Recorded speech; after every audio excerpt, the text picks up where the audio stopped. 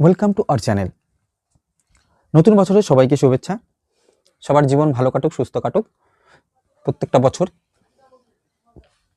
তার সাথে সাথে আমাদের পড়াশোনা করা উচিত, কারণ আমরা স্টুডেন্ট, আমাদের পরীক্ষা দিতে হবে, তার জন্যে আমাদের পড়াশোনা করা উচিত। তাহলে চলো আজকে আমরা ক্লাস 11-এর প্রথম যে চ্যাপ্টারটা আছে সেই চ্যাপ্টারটা, অর্থাৎ শারীরশিক্ষা ও শারীরশিক্ষার সাক্ষরতার ধারণা, এই যে চ্যাপ্টারটা, প্রথম চ্যাপ্টার, সেই চ্যাপ্টারের পরের অংশটুকু আমরা আজকে দেখে নেব। সবাই খাতা কলম নিয়ে বসে যাও, যা যদি বসতে না পারো তাহলে শোনো, অবশ্যই মাথার মধ্যে সেভ করে রাখো। পরীক্ষার সময় এখান থেকে প্রশ্ন একটা পাবে, শারীরশিক্ষা সাক্ষরতার ধারণা কাকে বলে এবং এর উপাদানগুলি কি কি। আগের যে ভিডিওটি ছিল সেই ভিডিও থেকে একটা প্রশ্ন পেতে পারো, সেটা হচ্ছে শারীরশিক্ষার সংজ্ঞা দাও এবং শারীরশিক্ষার পরিধি কি কি, এরকম একটা প্রশ্ন পেতে পারো তোমরা। আমি শুধুমাত্র পড়াবো না, এখানে একদম কোন কোন প্রশ্নগুলো আসতে পারে সেই সম্পর্কে ধারণা দিয়ে দেবো। তোমরা শুধু সেই প্রশ্নগুলো এখান থেকে দেখে নিতে পারো, বই থেকে দেখে, এখান থেকে দেখে সেই জিনিসটাকে আরো সহজ করে, নিজের মতন করে, নিজের ভাষায় করে পরীক্ষার সময় লিখতে পারো, অবশ্যই নাম্বার পেয়ে যাবে। আজকে যে টপিকটা সেটা হচ্ছে, দেখতে পাচ্ছ স্ক্রিন উপরে, শারীরশিক্ষার সাক্ষরতার ধারণা। শারীরশিক্ষা কি এটা আমরা আগের ভিডিওতে জেনেছি, তাহলে শারীরশিক্ষা কি সেটা সম্পর্কে আমাকে আর বেশি বিশ্লেষণ করতে হবে না। তবুও আমি একবার বলে দিই, শরীর কথার যে অর্থ সেটাই বলা হচ্ছে শারীরশিক্ষা। না, হচ্ছে না। Welcome to our channel. নতুন বছরে সবাইকে শুভেচ্ছা। সবাই সুস্থ থাকো, আনন্দ থাকো এবং সেই সাথে সাথে পড়াশোনার মধ্যে থাকো, কারণ তোমাদের সামনেই পরীক্ষা আসছে এবং যতদিন না পর্যন্ত তোমরা পড়াশোনা ছেড়ে দিচ্ছ ততদিন পর্যন্ত তোমাদের ক্লাসের, কলেজের পরীক্ষাগুলো দিয়ে যেতে হবে, এটা বাস্তব জিনিস। তাহলে চলো আমরা প্রথম চ্যাপ্টার যেটা আছে তোমাদের শারীরশিক্ষা ও শারীরশিক্ষার সাক্ষরতার ধারণা, সেই চ্যাপ্টার থেকে পরের যে টপিকটা আছে শারীরশিক্ষার সাক্ষরতার ধারণা, সেটা সম্পর্কে আমরা আলোচনা করি। শুধু এখানে আমি প্রশ্নগুলো বুঝিয়ে দেবো না, অর্থাৎ যে টপিকগুলো আছে সেই টপিকগুলো বুঝিয়ে দেবো না, তার সাথে সাথে কি কি প্রশ্ন আসবে পরীক্ষায় সেই ধরনের একটা তোমাদের ধারণাও দিয়ে দেবো। এই যে শারীরশিক্ষার সাক্ষরতার ধারণা, এখান থেকে কি প্রশ্ন আসতে পারে? এখান থেকে প্রশ্ন আসতে পারে শারীরশিক্ষার ধারণা কি এবং এর উপাদানগুলি কি কি সেটা লেখো, এবং এর সাথে আরেকটা জিনিস জয়েন করে দিতে পারে, সেটা হচ্ছে শারীরশিক্ষার সাথে শারীরশিক্ষার সাক্ষরতার তুলনাগুলি কি কি, এইভাবে কিন্তু প্রশ্ন আসতে পারে। তাহলে চলো দেখিনি আজকে শারীরশিক্ষার সাক্ষরতা কাকে বলে। শারীরশিক্ষা, এই দুটো শব্দটি, এইখানে দুটো শব্দ আছে, এই শব্দটি মূলত শরীরের সাথে সম্পর্কিত। শরীরের বা দেহের যে সঞ্চালন, সেটাকে আমরা শারীরশিক্ষা বলতে পারি। এবার পরে রইল সাক্ষরতা। সাক্ষরতা বলতে তোমরা কি বোঝো? তোমরা বোঝো যে যখন কোনো ব্যক্তি কোনো ভাষা লিখতে বা পড়তে পারে, সেটা যে কোনো ভাষা হতে পারে, শুধুমাত্র একটি ভাষায় নয়, অন্য অন্য ভাষাও লিখতে পড়তে পারবে, সেই হচ্ছে শিক্ষিত, তাকেই আমরা বলি সাক্ষর। ঠিক তেমনি শারীরশিক্ষার ক্ষেত্রে যখন কোনো ব্যক্তি কিভাবে কোনো কাজটাকে আর সহজ করা যায় নিজের অঙ্গ সঞ্চালনের মাধ্যমে এবং খুব দক্ষতার সাথে, গতির সাথে সেই জিনিসটা করতে পারছে, তখন তাকে বলা হচ্ছে শারীরশিক্ষার সাক্ষরতা।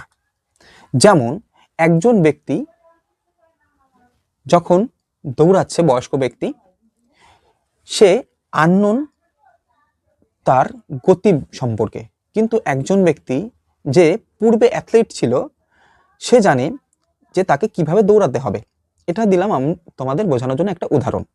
তুমি যদি দেখো, তুমি নিজেও একবার দেখবে এবং যারা অ্যাথলিট তাদেরও দেখবে, যখন অ্যাথলিট আসে তখন কি করে, তখন তারা একটু ওয়ার্ম আপ করে নেয়, অর্থাৎ গাটাকে, শরীরটাকে গরম করে নেয়, যাতে কোনো রকমভাবে চোট না লাগে বা কম লাগে। কিন্তু আমরা যারা সাধারণ মানুষ আছি, তারা কি করি, তারা গিয়েই, বলা হয় যে 100 মিটার দৌড়, তো 100 মিটার দৌড়ে স্টার্টিং পয়েন্টে বসেই আমরা সঙ্গে সঙ্গে দৌড় শুরু করে দিই, কিন্তু কোনো একটা প্রফেশনাল অ্যাথলিট কখনো সেটা করে না। এই যে বোঝাপড়াটা, সেটাই হচ্ছে শারীরশিক্ষার সাক্ষরতা। এখানেও লেখা আছে, দেখো, শারীরশিক্ষার কথার অর্থ বোঝায় দৈহিক বা শারীরিক সঞ্চালন। সঞ্চালন বলতে তুমি যে হাত পা নাড়াচ্ছ হাঁটার সময়, সেটাকে আমরা বলতে পারি সঞ্চালন, বা যখন খেলছো তখন যেভাবে হাত পা ছুড়ে দিচ্ছ, সেটা হচ্ছে সঞ্চালন।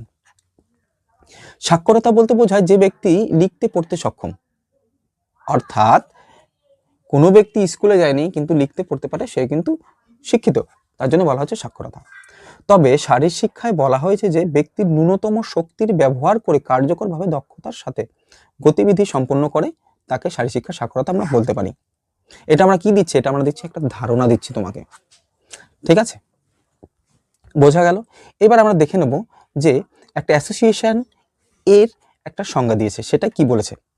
বলেছে জীবনের বিভিন্ন শারীরিক কার্যক্রমে দায়িত্বপূর্ণ অংশগ্রহণের ক্ষেত্রে ব্যক্তির প্রেরণা, আত্মবিশ্বাস, শারীরিক পারদর্শিতা, জ্ঞান এবং মূল্যবোধের উপলব্ধিকে বলা হয় শারীরিক সাক্ষরতা। একই জিনিসই লেখা আছে যেটা আমরা সাধারণভাবে বললাম। জীবনের বিভিন্ন শারীরিক কার্যক্রম, যে কোনো ধরনের কার্যক্রম দায়িত্বপূর্ণ অংশগ্রহণের ক্ষেত্রে, দায়িত্বপূর্ণভাবে, যে অনেকে আছে না, উদাহরণ দিয়ে যদি বলি তোমাদের বুঝতে সুবিধা হবে, যখন কোনো ব্যক্তি আছে যে চল খেলবো আজকে, এরকম একটা অ্যাটিটিউড নিয়ে কথা বলা। আবার অনেকে আছে না চল আজকে খেলতে হবে, আজকে একটুখানি শরীরটাকে ঠিক রাখতে হবে, বা সকালবেলা উঠে আমরা দৌড়াতে যাব, এই যে যে জিনিসগুলো, সেখানে দায়িত্ব থাকে যে আমাকে আজকে এত কিলোমিটার দৌড়াতে হবে। বোঝা গেল? তারপরে বলা হচ্ছে ব্যক্তির প্রেরণা, অর্থাৎ মনের মধ্যে প্রেরণা, আমি যেমন বললাম যে সকালবেলা উঠে প্রতিদিন আমাকে দৌড়াতে হবে, ঠিক আছে? আত্মবিশ্বাস আছে যে আমি প্রতিদিন 2 কিলোমিটার দৌড়াবো, এবং এটা আমি দৌড়াবো, আমার মধ্যে আছে 2 কিলোমিটার দৌড়ানোর শক্তি, এটা হচ্ছে আত্মবিশ্বাস। এবং শারীরিক পারদর্শিতা বলতে আমরা কি বুঝি?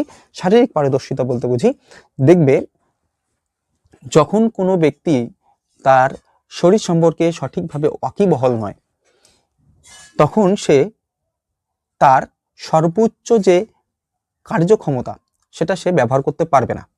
কিন্তু একজন ব্যক্তি সে তার শরীর সম্পর্কে ভালোভাবে জানে যে আমি প্রতিদিন 2 কিলোমিটার দৌড়াচ্ছি, মানে আমি জানি যে আমি 2 কিলোমিটার থেকে 3 কিলোমিটার দৌড়াতে পারবো। কিন্তু একজন ব্যক্তি প্রথম দিনে 2 কিলোমিটার দৌড়ে পরের দিনে সে আর ছুটতে যাচ্ছে না, তখন সেটাকে বলা হচ্ছে শারীরিক পারদর্শিতা, কারণ সে জানে যে আমার পারদর্শিতা কত। জ্ঞান, কোন জ্ঞানের কথা বলছে? শারীরিক যে জ্ঞান, ঠিক আছে? আমরা 2 ভাবে শিখতে পারি, একটা হচ্ছে শরীরের মাধ্যমে শিক্ষা, আর একটা হচ্ছে শরীরের জন্য শিক্ষা, ঠিক আছে? তো সেটার কথা বলা হচ্ছে জ্ঞান, ঠিক আছে? আমাদের শরীরের মাধ্যমে শিক্ষা কোনটা? শরীরের মাধ্যমে আমরা যেই খেলাধুলা করি, আমাদের শরীরের মাসেলগুলোকে মজবুত রাখি এবং সেগুলোকে ফ্লেক্সিবল রাখি, আমাদের যে জয়েন্টগুলো আছে সেগুলোকে আমরা সুন্দরভাবে কাজ করাতে পারি, সেগুলো হচ্ছে জ্ঞান, সেটা হচ্ছে শরীরের মাধ্যমে। এবং শরীরের জন্য কোনটা? শরীরের জন্য হচ্ছে সেটা যেটা আমাদের কোন খাবারগুলো খাওয়া উচিত, কোন খাবারগুলো খেলে আমাদের শরীর ভালো থাকবে, কখন ঘুমাতে যাওয়া উচিত, এই ধরনের জিনিসগুলো হচ্ছে শরীরের মাধ্যমে শিক্ষা।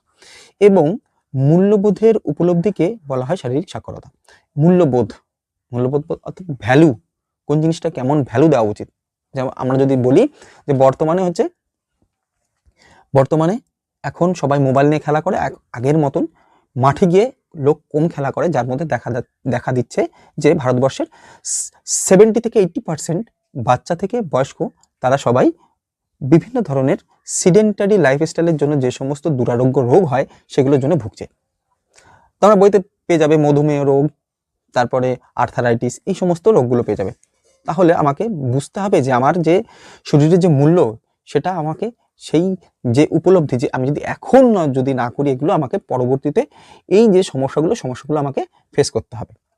এইবার শারীরশিক্ষার সাক্ষরতার যে উপাদানগুলি, কি উপাদান আছে এর মধ্যে, যে কি উপাদানগুলি দ্বারা আমি এই সমস্ত জিনিসগুলোকে আরো ভালো উন্নতি করতে পারবো, সেগুলোর মধ্যে আছে 1 নম্বর আছে শারীরিক পারদর্শিতা, তারপর হচ্ছে জ্ঞানমূলক বোঝাপড়া, অনুভূতিমূলক উপাদান, আচরণগত উপাদান। এই সমস্ত উপাদানগুলির মাধ্যমেই শারীরিক শিক্ষা সাক্ষরতাকে আরো বেশি উন্নত করা যায়। চলো তাহলে জেনে নিই শারীরিক পারদর্শিতা কি বোঝাচ্ছে? সাধারণ অর্থে পারদর্শিতা বলতে বোঝায় কোনো কাজে দক্ষ, সে কতটা দক্ষ এবং কতটা নিপুণতার সাথে কাজটি করতে পারে। ঠিক তেমনই শারীরিক পারদর্শিতা বলতে বোঝায় কতটা দক্ষতার সাথে বা নিপুণতার সাথে কম সময়ের মধ্যে কাজটি করতে সক্ষম। অর্থাৎ তুমি যদি দেখো, যার হাতে পায়ে ব্যথা, সে বা তার বিভিন্ন ধরনের রোগ আছে, যে কোনো কাজ করতে তার যতটা সময় লাগছে তার থেকে যে খুব সুস্থ তার কিন্তু সময়টা খুব কম লাগবে। এখানে সেটাই বলা হচ্ছে যে কোনো কাজে দক্ষ, কোনো কাজে দক্ষ, দেখবে একটা কাজ করতে করতে করতে করতে তোমার মধ্যে একটা দক্ষতা চলে এসছে, কিন্তু সেই কাজটাই যদি অন্য একজন করে তার কিন্তু বেশি সময় লাগবে, কিন্তু তোমার কম সময় লাগবে। এবং কতটা নিপুণতার সাথে, একদম কম সময় কতটা দক্ষতার সাথে স্পিড বেড়ে যাবে তোমার মধ্যে, তখন নিপুণতার মধ্যে যদি বলা হয় নিপুণতার সাথে একদম সূক্ষ্মভাবে কাজটা করছে। ঠিক আছে, যখন কোনো আর্টিস্ট ছবি আঁকে এবং সে যদি অনেক পুরনো হয়ে থাকে, তখন তার ছবি আঁকার যে ভঙ্গি, তার যে স্টাইল, সেটা একজন কিন্তু নতুন যে একদম নবিশ, তার মধ্যে কিন্তু সেই জিনিসটা থাকে না। ঠিক তেমনই শারীরিক পারদর্শিতা বলতে বোঝায় কতটা দক্ষতার সাথে, একদম দক্ষতা থাকবে তার মধ্যে এবং তার নিপুণতা থাকবে, তার সময় কম লাগবে, সমস্ত কিছুর মধ্যে সে কাজটিকে সম্পূর্ণ করতে পারছে, তাই সেটাকে বলা হচ্ছে শারীরিক পারদর্শিতা। বোঝা গেল? এরপরে আসছে জ্ঞানমূলক বোঝাপড়া। জ্ঞানমূলক বোঝাপড়ায় বলা হচ্ছে শারীরিক সাক্ষরতা মূলত ব্যক্তির অঙ্গ সঞ্চালন ও শরীরের সমস্ত অঙ্গের কার্যকারিতা বা তার সঠিক প্রয়োগে জ্ঞান প্রদান করে। যদি বলা হয় একজন ব্যক্তিকে এখনই, যে উদাহরণ যদি দিই তাহলে ভালো বুঝতে পারবে, এখনই বলা হয় যে তুমি এখন যোগা করো, এবং আরেকজন ব্যক্তিকে বলা হলো যে সে একদম প্রফেশনাল, সে সবসময় সে একজন খুব প্রফেশনাল, মানে সে ন্যাশনাল ইন্টারন্যাশনাল লেভেল খেলেছে, তাকে বলা হলো যে তুমি যোগা করো। এবার দুজনের মধ্যে জ্ঞানের পার্থক্য দেখা যাবে। কিরকম জ্ঞানের পার্থক্য দেখা যাবে? যাকে বলা হলো যোগা করো, সে কি করবে, সঙ্গে সঙ্গে একটা যোগার নাম বলে দেওয়া হলো যে তুমি এখন বজ্রাসন করো। যে ব্যক্তিটা তার মধ্যে জানে যে এইটাকে হয়তো বা বজ্রাসন বলে, সে কিন্তু সঙ্গে সঙ্গে করে দেবে। কিন্তু যে ইন্টারন্যাশনাল ন্যাশনাল খেলে এসছে, সে কিন্তু সঙ্গে সঙ্গে করবে না। সে জানে যে বজ্রাসন করার আগে আমাকে কিছু করতে হবে, বা যোগা করার আগে আমাকে কিছু করতে হবে। কি করতে হবে? না, আমার মাসেলগুলোকে আগে থেকেই তাদের ইনফরমেশন দিতে হবে যে না, আমি এখন কিন্তু এই ধরনের কাজগুলো করব। তার ফলে মাসেলগুলো কি থাকবে? মাসেলগুলো রেডি হয়ে থাকবে। তখন তুমি যদি যোগা করো তাহলে তোমার কিন্তু চোট লাগার ভয় থাকবে না। কিন্তু একটা নভিশ লোক যে নতুন শিখছে, সে কিন্তু জানে না এই জিনিসটা। তাহলে শারীরিক শিক্ষার সাক্ষরতা যে মূল ব্যক্তির যে অঙ্গ সঞ্চালন বা শরীরের সমস্ত অঙ্গের কার্যকারিতা ও তার সঠিক প্রয়োজনের জ্ঞান, এই যে প্রয়োগের জ্ঞানগুলো, কিভাবে আমাকে প্রয়োগ করতে হবে, কোন মাসেলটা কখন কিভাবে প্রয়োগ করতে হবে, এটাই বলা হচ্ছে জ্ঞানমূলক বোঝাপড়া। এবার আসছে আমাদের অনুভূমিক না, এখানে যদি একটু ভুল আছে, হ্যাঁ অনুভূমিক আছে, ঠিক আছে, অনুভূমিক উপাদান, এখানে একটু ভুল ছিল, এখানে হবে অনুভূতি, এটা হবে অনুভূতি,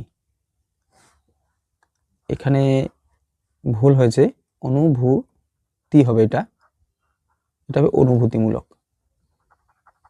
অনুভূতিমূলক হবে এটা। ঠিক তেমনি এখানেও অনুভূমিক লেখা আছে, এটা অনুভূতি হবে। ঠিক আছে, অনুভূমিক তো হয় না এখানে শারীরিক শিক্ষা, এখানে হবে অনুভূতি,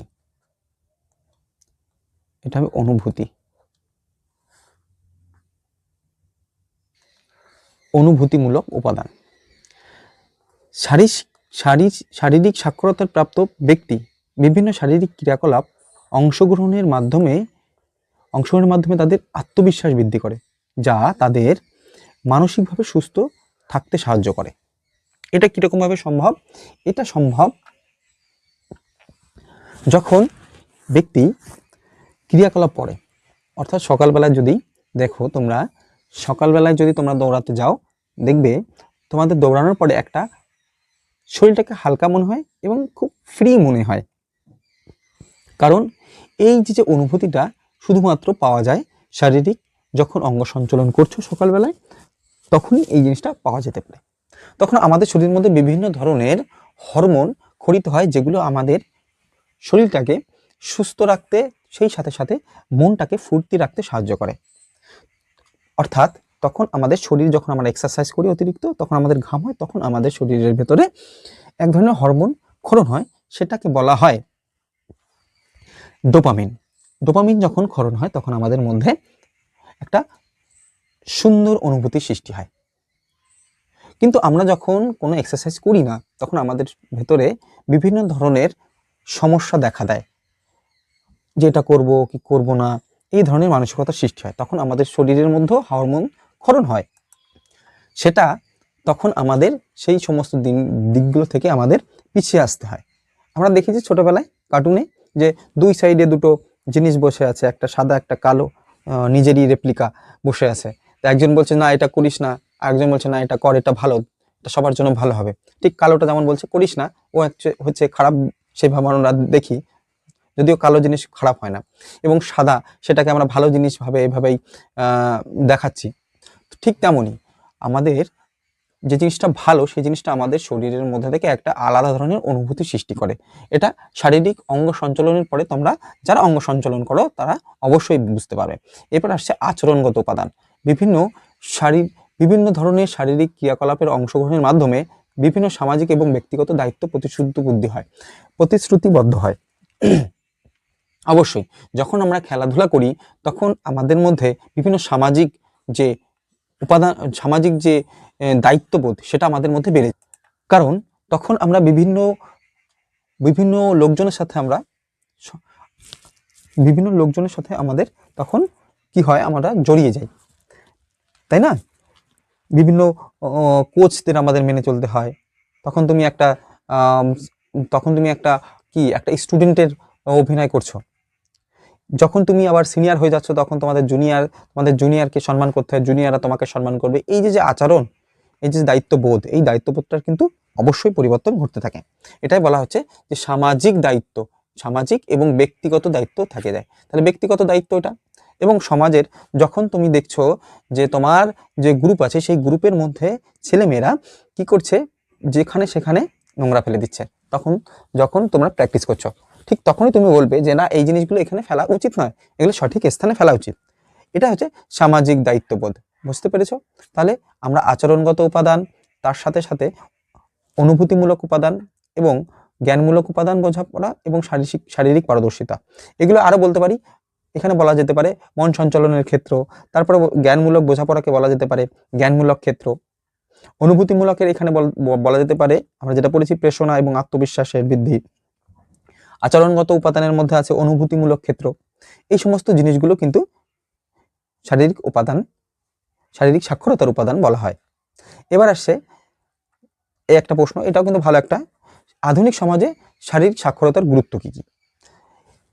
কি লেখা আছে এখানে? লেখা আছে একটি শিশু যখন সঠিকভাবে পড়াশোনা না করে তাহলে আগত জীবনে নানা প্রকার সমস্যার সম্মুখীন হতে হয়। এইরকম ভাবে শিশুরা যদি মৌলিক অঙ্গ সঞ্চালন না শেখে তাদের মধ্যেও দেখা যায় বহু দীর্ঘমেয়াদী রোগ। ঠিক যেমনই তুমি যদি পড়াশোনা না করো তাহলে দেখবে তোমাকে কিন্তু বিভিন্ন জায়গায় গিয়ে তোমাকে সমস্যার সম্মুখীন হতে হবে। ঠিক কেমন, আমি একটা উদাহরণ দিই। ধরো তুমি অশিক্ষিত, বা তুমি অনেক সময় ফলো করে দেখবে যে তুমি একজন শিক্ষিত ছেলে, তোমার বাড়ির আশেপাশে তুমি একটা ভালো শিক্ষিত ছেলে, তখন দেখবে তোমার কাছে নিয়ে আসবে কোনো ফর্ম ফিল আপের জন্য বা কোনো চিঠি লিখে দেওয়ার জন্য, বা তোমাকে আগে নিয়ে চলে যাবে যে তুই এই লোকজনের সাথে কথা বল, এই যে শিক্ষিত লোকজনগুলো এসেছে বা কোনো এক জায়গার থেকে খুব ভালো কিছু লোকজন এসেছে সেগুলোর সাথে তুই কথা বল। এইগুলো কিন্তু তোমাকে তখন দেখতে হয়, কারণ তুমি শিক্ষিত, তুমি জানো কিভাবে এই প্রসেসগুলোকে উত্তীর্ণ করতে হয়, প্রসেসগুলো থেকে উত্তীর্ণ হতে হয়। ঠিক তেমনই শারীরশিক্ষার ক্ষেত্র, ঠিক তেমনই যে শিশুর যদি মৌলিক অঙ্গ সঞ্চালন যদি সঠিক না জানে, দেখবে অনেকে আছে যে পড়াশোনায় খুব ভালো কিন্তু খেলাধুলায় খুব ভালো না, কিন্তু অনেকে আছে খেলাধুলায় খুব ভালো কিন্তু পড়াশোনায় মিডিওকার বলা হয়, সেরকম পরিস্থিতিতে আছে। কিন্তু যারা খুব ভালো পড়াশোনা করেছে তারা হয়তো বা খুব ভালো জায়গায় চাকরি পেয়ে যাবে অবশ্যই, কিন্তু তারা কিন্তু শারীরিক অঙ্গ সঞ্চালন সঠিকভাবে করতে পারবে না, যার ফলে কি হয়, চাকরি করেও সে টাকা নষ্ট করতে হচ্ছে কিসের পিছনে, ডাক্তারের পিছনে, শরীর ঠিক রাখার জন্য।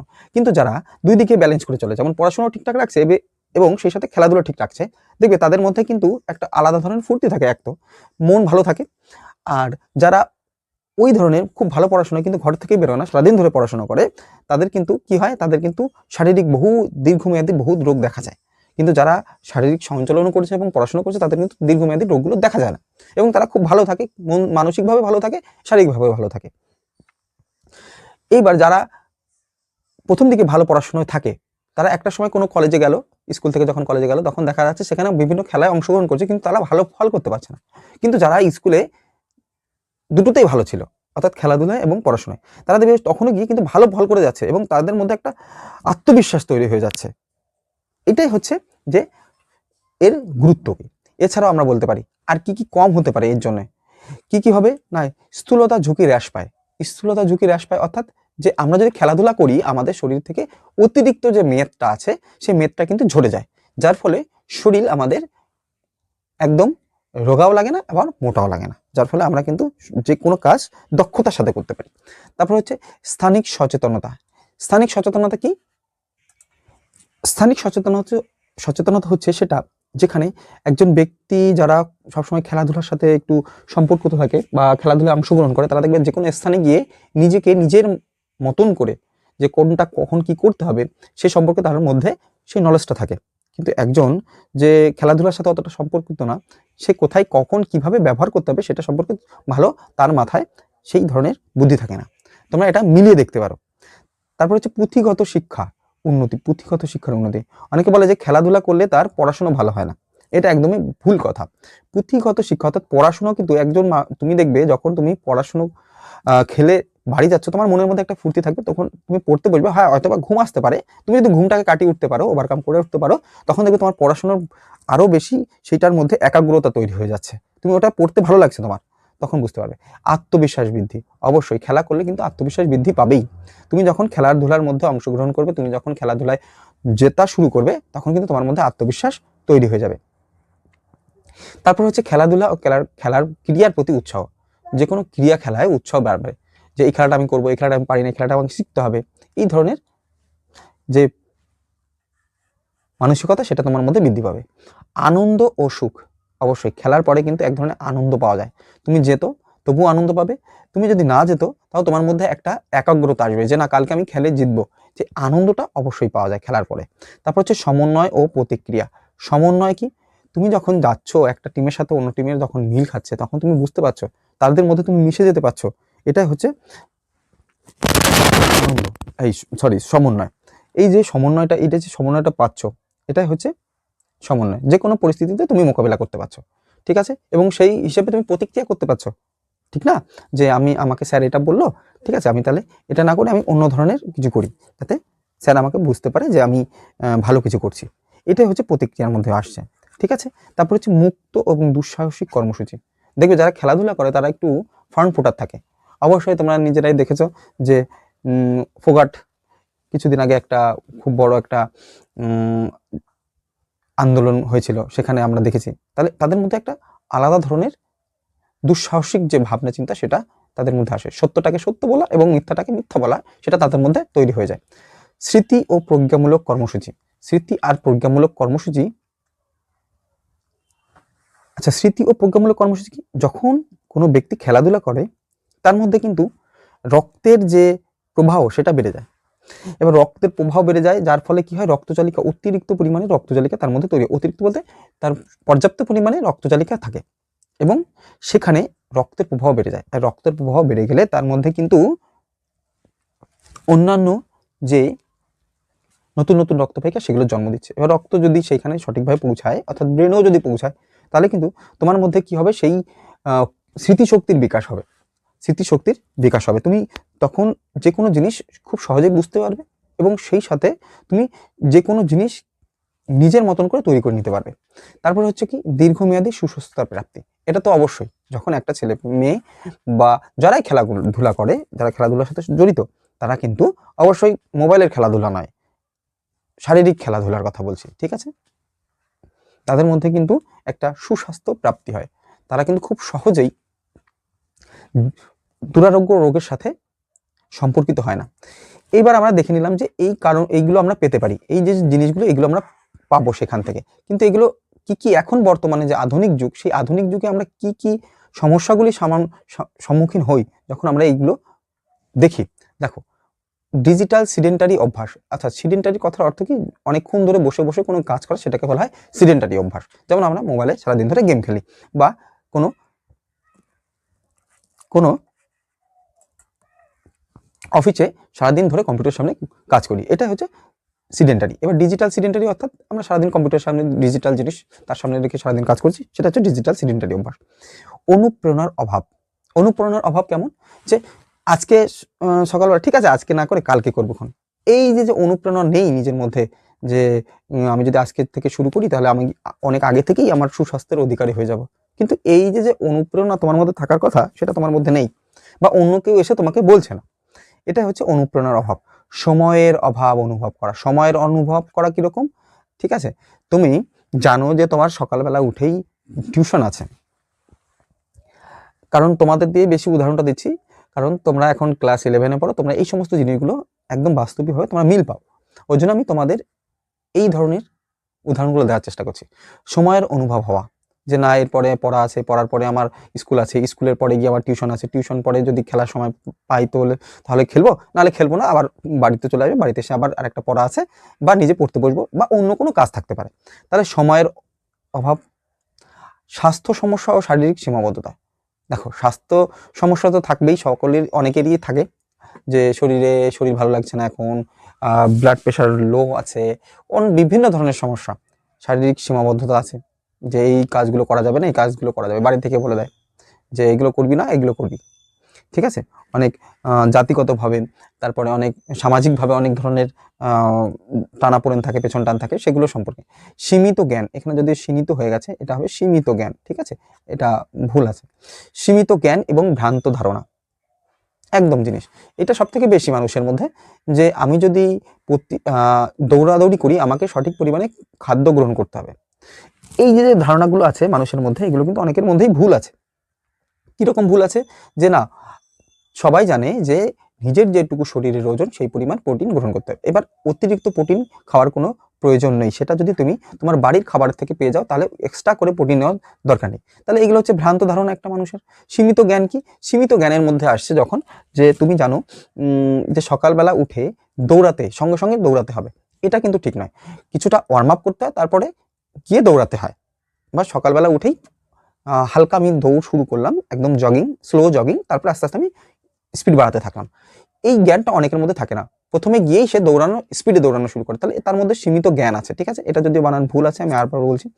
সামাজিক নিয়ম ও প্রত্যাশা, এই যে সামাজিক নিয়ম, আবার সেই সামাজিক নিয়ম চলে এসছে এখানে। সামাজিক নিয়মের কথা কি বলা হচ্ছে, অনেকেই জানো যে অনেকের বাড়ি থেকে, বিশেষ করে মেয়েদের বর্তমান সমাজে বেরোতে দেয় না, সকালবেলা হোক বা সন্ধ্যাবেলা হোক, তারপর অনেক সময় জিমে যেতে দেয় না ছেলেদের সাথে মেয়েদের, বিশেষ করে গ্রামের মধ্যে জিনিসগুলো বেশি দেখা যায়, জিমে যেতে দেবে না সন্ধ্যার পরে। তাহলে এই যে সামাজিক যে নিয়ম নীতিগুলো আছে সেইগুলো আমাদের ক্ষেত্রে কিন্তু চ্যালেঞ্জ হয়ে দাঁড়ায়। সমবয়সীদের চাপ, আচ্ছা সমবয়সীদের চাপ সন্ধ্যাবেলায় বা সন্ধ্যাবেলায় যে চল একটু, আগে কি হতো, আগে ছেলে মেয়েরা বেশি করতো বিকেলবেলা এসে চলো আমরা একটু হেঁটে আসি, হাঁটা হয়ে যায় এবং সেই সাথে বিনোদনও হয়ে যায়। কিন্তু এখন বর্তমানে কি হয়েছে, এখন বর্তমানে হচ্ছে চল এখন আমরা পাবজি খেলতে বসি। এই যে সমবয়সীদের চাপ। এবার হচ্ছে খারাপ আবহাওয়া, হ্যাঁ খারাপ আবহাওয়া তো আর একটা অন্যতম কারণ। হাটবার সহায়ক পরিকাঠামোর অভাব, হাটবার গ্রামগঞ্জের ভেতরে এটা কিন্তু খুবই একটা লক্ষণীয় বিষয়। হাটবার খুব কম জায়গা থাকে, যেখানে রাস্তা সেখান থেকেই আমরা দৌড়াচ্ছি, সেখানেই আমরা সবকিছু করছি, তাই নয়, গাড়ি যাচ্ছে আমরা দৌড়াচ্ছি, কিন্তু যে কোনো অ্যাক্সিডেন্ট হতে পারে। তাহলে সেখানে কিন্তু হাঁটবার সঠিক জায়গা নেই, এবং অনেক জায়গায় আছে যে দৌড়ানোর পরে সেখানে এক ধরনের পাথর দিয়ে একটা রাস্তা করা থাকে, যেখানে অ্যাকুপ্রেশার টাইপের যাতে সুবিধা হয় সেই ধরনের জায়গা করা থাকে, কিন্তু গ্রামগঞ্জে কিন্তু সেই ধরনের জিনিসগুলো থাকে না। তারপর অপর্যাপ্ত শারীরিক শিক্ষা ও কার্যক্রম। আর এই যে শারীরিক শিক্ষা, এটা তো অনেকের অপর্যাপ্ত থাকে, কারণ সকলের মধ্যে সেই শিক্ষা সেটা থাকে না। তুমি সেটাকে বলতে যাও, দেখবে তোমাকেই আবার উল্টে বকে দেবে যে না তুই এটা বেশি জানিস, বেশি বুঝিস, এই ধরনের। তারপর হচ্ছে বিজ্ঞাপনের প্রলোভন আর অপসংস্কৃতি ও ভোগবাদী সংস্কৃতি। এই জায়গাটা খুবই গুরুত্বপূর্ণ। কেন না, বিজ্ঞাপনের প্রলোভন দেখে বিজ্ঞাপন দেখে ভাবি কি আমরা এখন অনেকে হয়তো বা মোটা আছে, এবার সেখানে এক্সারসাইজ ছাড়া কিন্তু সেই যে মোটা মেদ সেটা কিন্তু কমানো যায় না। হ্যাঁ, বিজ্ঞাপনে বলা হচ্ছে যে কমিয়ে ফেলা যাবে, তারপরে আরো অনেক ধরনের মেশিন আছে, সেগুলো লাগাও, তাহলে তুমি কোনোদিন নয়, এটা কখনোই সম্ভব নয়। আর অপসংস্কৃতি সেটা তো আলাদা একটা বিষয়। তাহলে এই ধরনের জিনিসগুলো কিন্তু আমাদের লক্ষ্য রাখতে হয়, কারণ এগুলো হচ্ছে আমাদের চ্যালেঞ্জ। সাক্ষরতার ক্ষেত্রে এগুলো কিন্তু চ্যালেঞ্জ। এগুলো যদি আমরা এগুলো থেকে দূরে যেতে পারি তাহলে কিন্তু সমস্যার সমাধান। এবার হচ্ছে মৌলিক অঙ্গ সঞ্চালন। মৌলিক অঙ্গ সঞ্চালন বলতে অর্থাৎ বেসিক, তোমার যেটা দরকারি, তোমার হাঁটার জন্য যেগুলোর জন্য তোমাকে দরকারি, এগুলোকে মৌলিক অঙ্গ সঞ্চালনকে আমরা তিনটি ভাগে ভাগ করতে পারি। একটা হচ্ছে লোকোমোটর স্কিল, একটা হচ্ছে স্টেবিলিটি স্কিল, আর হচ্ছে ম্যানিপুলেটিভ স্কিল। আচ্ছা, লোকোমোটর স্কিল বলতে সেটাকে বোঝায় যখন তোমরা শুধুমাত্র নর্মাল কাজগুলো করছো, অর্থাৎ হাঁটা, দৌড়ানো, লাফানো, ঠিক আছে, এগুলো হচ্ছে লোকোমোটর স্কিল। অর্থাৎ এক জায়গা থেকে আরেক জায়গায় যখন যাচ্ছ তখন সেটাই লোকোমোশন হচ্ছে, আর লোকোমোশন থেকেই আসছে লোকোমোটর। এখানে দুটো শব্দ আছে, একটা হচ্ছে লোকো আর একটা হচ্ছে মোটর। লোকোমোশন আর একটা হচ্ছে মোটর। মোটর মানে অর্থাৎ যে ছোট বড় বড় জিনিসগুলো যখন কাজে লাগছে এবং লোকোমোশন হচ্ছে সেইগুলোর মাধ্যমে, সেটাকে বলছে লোকোমোটর। ঠিক আছে। স্টেবিলিটি, স্টেবিলিটি অর্থাৎ বাংলা কথা যদি বলা হয় সেটাকে বলা হচ্ছে ভারসাম্য। তুমি যখন এক পায়ে দাঁড়াচ্ছ বা দু পায়ে দাঁড়াচ্ছ, সেটা যে তোমার ভারসাম্য থাকছে। এখন যারা বড় হয়ে গেছে তারা বলছে না আমি তো মাহির, কিন্তু তুমি ভাবো ছোটবেলায় ছোটরা কিভাবে দাঁড়ায়, তাদের মধ্যে কিন্তু ভারসাম্য থাকে না। সেটার কথাই বলা হচ্ছে এক পায়ে দাঁড়ানো, ভারসাম্য বজায় রাখা। তুমি দু পায়ে দাঁড়াও না কেন, বাচ্চারা কিন্তু দু পায়ে দাঁড়াতে পারে না, তাহলে কিন্তু তাদের কিন্তু আস্তে আস্তে ভারসাম্য বজায় রাখা শিখতে হয়। তুমিও শিখেছো। আর ম্যানিপুলেটিভ মানে কি? ম্যানিপুলেটিভ মানে যেখানে অনেকগুলো জিনিস একসাথে করে তারপরে সেই জিনিসটাকে প্রদর্শন করা হচ্ছে, সেই যে স্কিলটা, সেই স্কিলটাকে প্রদর্শন করা হচ্ছে, সেটাকে বলা হচ্ছে ম্যানিপুলেটিভ স্কিল। অর্থাৎ আমি সাধারণ অর্থে বলতে পারি যে দৌড়ে এসে লাথি মারছো, এটা হচ্ছে ম্যানিপুলেটিভ স্কিলের মধ্যে আসে। বোঝা গেল? এবার শারীরশিক্ষার সঙ্গে অন্য অন্য যে বিষয় যোগসূত্র আছে, এখানে আমরা কয়েকটা মাত্র দিয়েছি। ক্রীড়া চিকিৎসা, ক্রীড়া চিকিৎসা, ক্রীড়া চিকিৎসা বলতে বোঝাচ্ছে এখানে দেখবে যখন খেলার মাঠে কোনো প্লেয়ার ইনজিওর্ড হয়ে যায়, সঙ্গে সঙ্গে, আমি ন্যাশনাল খেলা বা ইন্টারন্যাশনাল খেলার কথা বলছি, ঠিক আছে। আর নর্মাল গ্রামগঞ্জে যে খেলাগুলো হয় সেগুলো তো যে কেউ এসে একটু স্প্রে দিয়ে চলে যায়, আমি সেটার কথা বলছি না। আমি বলছি ন্যাশনাল খেলার কথা বা ইন্টারন্যাশনাল খেলার কথা। সেখানে দেখবে যেই কেউ কোনোভাবে আঘাতপ্রাপ্ত হয় বা কোনোভাবেই আঘাতপ্রাপ্ত হয় কারোর দ্বারা বা নিজেই, তখন কিন্তু সঙ্গে সঙ্গে একজন স্ট্রেচারে করে একজন ডাক্তারও চলে আসে। সেই যে ডাক্তার, সেটা কিন্তু শুধুমাত্র ক্রিয়ার ক্ষেত্রেই, সেই ডাক্তারগুলো কিন্তু ক্রিয়ার ক্ষেত্রেই থাকে, সেটাকে বলা হচ্ছে ক্রিয়া চিকিৎসা। এটার জন্য কিন্তু আলাদা ধরনের কোর্স হয়, আমি সেটাও বলে দিচ্ছি যে যখন কেউ এমবিবিএস করে তখন তাকে কিন্তু আবার খেলার ক্ষেত্রে কোন কোন ইনজিওরগুলো হতে পারে, কোন কোন ইনজুরিগুলো হয় এবং কিভাবে সেগুলোকে কত তাড়াতাড়ি সম্ভব যে এইগুলোকে খেলার জন্য সেই সময়টুকুর জন্য তাকে প্রস্তুত করে রাখা যায়, সেই সম্পর্কে তাকে কিন্তু নলেজ নিতে হয়। দেখো, ক্রিয়া চলাকালীন যে কোনো ফার্স্ট এড দেওয়া তাকে দিতে হবে, এটা হচ্ছে ক্রিয়া চিকিৎসার সাথে যুক্ত। তাহলে ক্রিয়ার সাথে চিকিৎসা যুক্ত হয়ে গেল। এবার হচ্ছে জীববলবিদ্যা। জীববলবিদ্যা অর্থাৎ যে জীববলবিদ্যা মানেই হচ্ছে আমরা বলতে পারি বায়োমেকানিক্স। বায়োমেকানিক্সের মধ্যে কিন্তু বহু ধরনের জিনিস আছে। বায়ো আর মেকানিক্স, এই দুটো আলাদা আলাদা শব্দ। বায়ো অর্থাৎ জীবের সাথে সম্পর্কিত, আর মেকানিক্স হচ্ছে সেই জিনিসগুলো কিভাবে কাজ করছে, তার বল, তার সমস্ত কিছু কিভাবে কাজ করছে, সেটা হচ্ছে মেকানিক্সের মধ্যে, এটাই বলা হচ্ছে বায়োমেকানিক্স। তারপর হচ্ছে গতি সঞ্চালন বিদ্যা, অস্থিসন্ধির সঞ্চালনের বৈজ্ঞানিক জ্ঞান, অর্থাৎ কিভাবে আমি কতটা গতি দিলে সেই জিনিসটা বা কোন অবজেক্ট কত দূরে যাবে। তাহলে জীববিদ্যার সাথে শারীরশিক্ষার মিল পেলে ঠিক তেমনই গতির সাথেও সেই শারীরশিক্ষার মিল পাচ্ছ। কিনানথ্রোপোমেট্রি, এটা কিন্তু একটা আলাদা একটা সাবজেক্ট, সেটা যখন শারীরশিক্ষার সাথে মিশে যাচ্ছে, অর্থাৎ শরীরের অঙ্গ সঞ্চালন, অঙ্গের মাপ, কোন মাপটা কতটুকু থাকা উচিত, তাহলে খেলার ক্ষেত্রে সে অ্যাডভান্টেজ পাবে, কোনটা থাকলে ডিসঅ্যাডভান্টেজ হবে, সেইগুলো সম্পর্কে কে কথা বলে? কিনানথ্রোপি। এবং সেটা যখন খেলার ক্ষেত্রে কখন ব্যবহার করি? যখন কোনো খেলোয়াড় মাপা হচ্ছে যে এই যে বাস্কেটবলের জন্য মাপা হচ্ছে যে এত মিটার হাইট হলে সে বেশি অ্যাডভান্টেজ পাবে, ঠিক তেমনই এটা হচ্ছে কিনানথ্রোপোমেট্রি, শরীরের অঙ্গের পরিমাপ বোঝায়। এগুলো আমরা বিশেষ করে বিদেশিরা এই সমস্ত কিনানথ্রোপোমেট্রি খেলার আগে প্রয়োগ করে, কারণ দেখার জন্য কোন খেলার জন্য কোন বাচ্চাটা প্রস্তুত। তারপর হচ্ছে ক্রিয়া মনোবিদ্যা। আচ্ছা, মনোবিদ্যা হচ্ছে আর একদম একক একটা সাবজেক্ট, অর্থাৎ সাইকোলজিস্ট যে থাকে সেটা হচ্ছে মনোবিদ্যার সাথে সম্পর্কিত। এবং যখন খেলার ক্ষেত্রে অনেক খেলোয়াড় আছে ডিপ্রেশনের মধ্যে চলে যায়, খেলা খারাপ হচ্ছে বলে ডিপ্রেশনের মধ্যে, তখন কিন্তু মনোবিদ্যার কাজ কি হয়? তাকে মোটিভেট করা, খেলার মাধ্যমে মোটিভেট করা যে না তুমি আরো ভালো করে খেলতে পারবে, বিভিন্ন কথার মাধ্যমে তাকে মোটিভেট করা, সেটা কিন্তু ক্রিয়া মনোবিদ্যার কাজ। সমাজবিদ্যা কিন্তু একটা একক সাবজেক্ট। সমাজবিদ্যা হচ্ছে একক সাবজেক্ট, অর্থাৎ সেই জিনিসটা হচ্ছে সমাজের সমস্ত যে আদব কায়দা আছে, আত্মীয় আছে, যে এই সমস্ত জিনিসগুলো আছে, এই যে বিষয়বস্তুগুলো আছে, সেই সব বিষয়বস্তুগুলো সম্পর্কে কথা বলে কি? সমাজবিদ্যা। এবং খেলার ক্ষেত্রে ক্রিয়া সমাজবিদ্যা কেমন? অর্থাৎ ক্রিয়া যখন একটা প্লেয়ারের সাথে কিভাবে সমন্বয় ঘটছে, একটা খেলোয়াড়ের সাথে আর একটা দেশের খেলোয়াড়ের সাথে, এক দেশের খেলোয়াড়ের সাথে আরেক দেশের খেলোয়াড়ের সাথে কিভাবে তারা বন্ধুত্বপূর্ণ মানসিকতা তৈরি করছে, এটাই হচ্ছে ক্রিয়া সমাজবিদ্যার একটা অংশ। তাহলে এই হচ্ছে চিকিৎসা কি, চিকিৎসা শাস্ত্র প্রথমে লিখে দিলে, তারপর ক্রিয়ার সাথে চিকিৎসার যেরকম সম্পর্ক থাকবে, যে খেলার সময় ফার্স্ট এড দেওয়া, তারপরে জীববলবিদ্যা অর্থাৎ জীববলবিদ্যা কি, জীববলবিদ্যা হচ্ছে বায়োমেকানিক্স, অর্থাৎ জীব কিভাবে অঙ্গ সঞ্চালন করে এবং সেখানে কোন কোন সায়েন্সের ব্যবহার হচ্ছে সেটা, এবং ক্রিয়ার ক্ষেত্রে সেটাকে কিভাবে কাজে লাগানো হচ্ছে। গতি সঞ্চালন বিদ্যা কি, অর্থাৎ কতটা ফোর্স দিলে সেই যে অবজেক্ট বা কোনো বস্তুটা কত দূরে যাবে, সেটা কোন অ্যাঙ্গেলে রাখলে যাবে, সেটাকে বলা হচ্ছে গতি সঞ্চালন বিদ্যা। ক্রিয়ার ক্ষেত্রে কেমন, ক্রিয়ার ক্ষেত্রে যখন কোনো অবজেক্ট, খেলার ক্ষেত্রে যখন আমরা জ্যাভলিন থ্রো করছি, যখন আমরা শর্টপাট থ্রো করছি, সেইখানে আমরা সেই যে বৈজ্ঞানিক যে জ্ঞান ভাবনাগুলো, সেই ভাবনাগুলো কিভাবে আমরা ব্যবহার করছি, ঠিক সমস্ত কিছু এরকমভাবেই লিখে দিতে হবে। দরকার পড়লে তোমরা যদি বলো, তাহলে আমি আরও ভালোভাবে ছোট ছোট করে বুঝিয়ে আবার একটা ক্লাস দিয়ে দেবো। তাহলে থ্যাংক ইউ সবাইকে, আজকের মতো এখানেই শেষ করলাম।